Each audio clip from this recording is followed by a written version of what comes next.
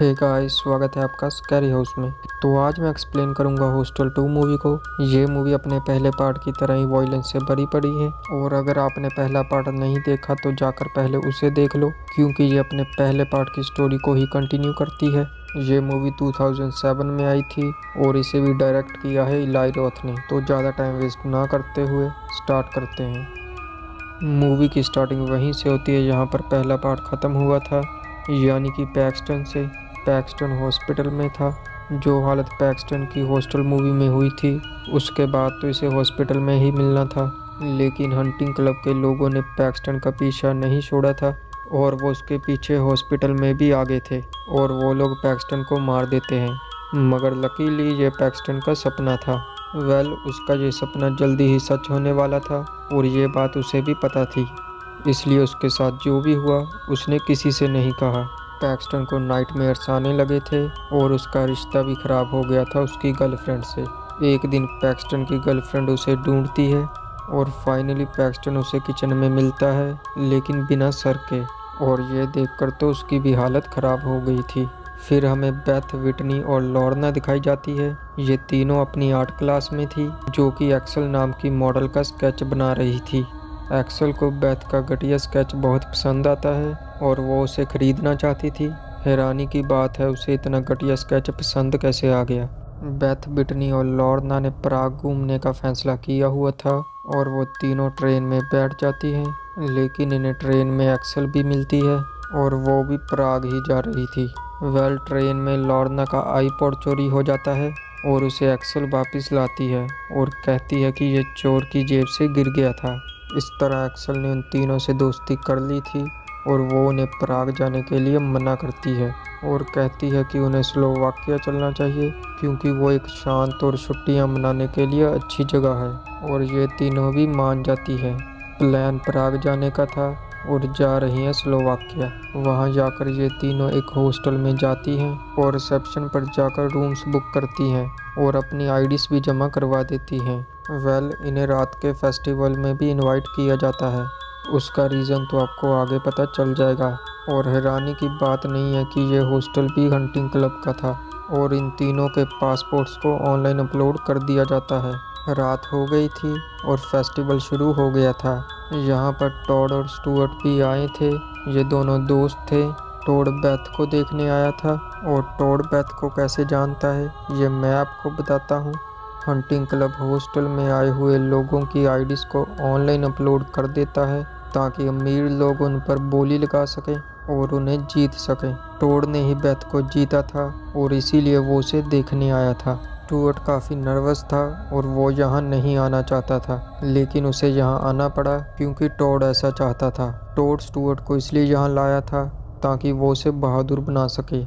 एक आदमी लॉर्ना के साथ कुछ ज़्यादा ही अच्छा बिहेव करता है और लॉर्ना को वो आदमी अच्छा लगता है और वो उसके साथ चलने के लिए राजी हो जाती है।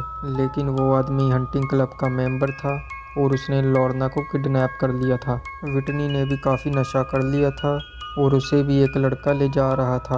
बेथ ने उसे देख लिया था और वो उसे रोकने के लिए उसके पीछे जाती है, लेकिन वो दोनों बोट पर निकल गए थे, इसलिए बेथ भी उन पर इतना ध्यान नहीं देती। सुबह बेथ पूल में नहाती है और वहीं सो जाती है। दूसरी तरफ लॉर्ना को एक रूम में उल्टा टांग दिया था क्योंकि उसकी बारी आ चुकी थी।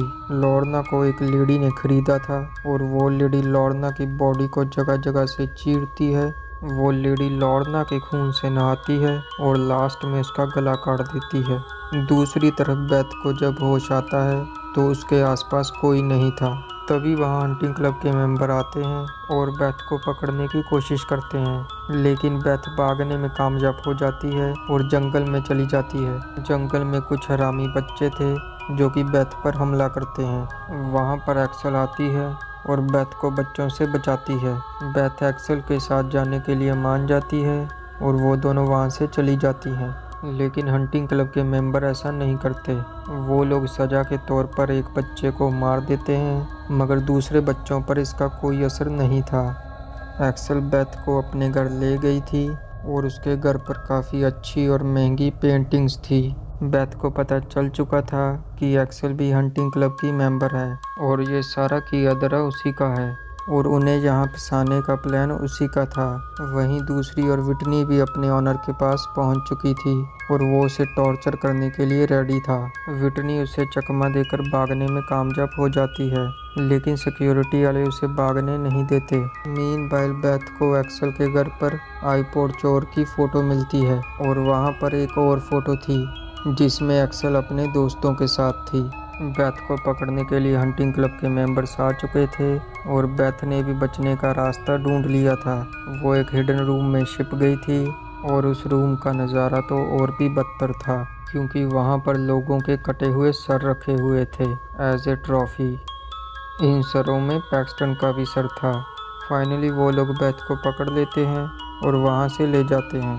बेथ को टॉड के लिए रेडी कर दिया जाता है ताकि वो उसे टॉर्चर कर सके, और टॉर्चर करने का पूरा सामान भी वहीं पर था। वहाँ पर स्टुअर्ट भी था, लेकिन स्टुअर्ट बेथ को टॉर्चर नहीं करना चाहता था। दूसरी तरफ विटनी के क्लाइंट ने उसे छोड़ दिया था क्योंकि उसे काफ़ी इंजरी हो गई थी, इसलिए टॉड विटनी को अपने लिए खरीद लेता है और बेथ को स्टुअर्ट को दे देता है। बेथ वहाँ से भागने की कोशिश करती है, मगर स्टुअर्ट उसे ऐसा करने नहीं देता। दूसरे रूम में टॉड विटनी के साथ था और वो उसे टॉर्चर कर रहा था, वो भी स्टोन कटर से। लेकिन टॉड का हाथ फिसल जाता है और विटनी का आधा चेहरा बुरी तरह से छिल जाता है। विटनी की ये हालत देखकर टॉड भी डर गया था और वो उसे बिना मारे ही बाहर आ जाता है। टॉड ने हंटिंग क्लब का रूल तोड़ दिया था, इसलिए अब उसे सज़ा मिलेगी। हंटिंग क्लब के लोग उस पर कुत्ते छोड़ देते हैं और वो कुत्ते उसे बुरी तरह से फाड़ देते हैं। फिर विटनी की फर्स्ट एड की जाती है और उसे स्पेशल ऑफ़र बना दिया जाता है, लेकिन ये सेल ज़्यादा देर तक टिकने नहीं वाली थी क्योंकि विटनी को ख़रीदने के लिए हर कोई राज़ी था। और गैस वॉट, विटनी को कौन ख़रीदता है?